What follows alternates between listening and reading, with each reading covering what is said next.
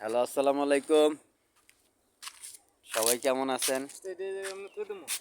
থাক এরকম কতক্ষণ না। ছেলের জন্য আজকে সেই ছোটবেলায় ফিরে যেতে হলো। তার কারণ বলছি, ওকে একটা গলতি কিনে দিছিলাম। তো এখন বুলেট বলতেও আমাকে মার্বেল চাইছিল, কিন্তু আমি মার্বেল দিয়ে নিয়ে আমি বলছি যে ন্যাচারাল একটা জিনিস দেবো তোমাকে, সেটা হচ্ছে লাল মাটি দিয়ে বুলেট বানায় দিব। তো সেই কথা দিয়ে আসছিলাম, এর জন্য এখন পারি না, তারপর চেষ্টা করছি। দেখেন আপনারা,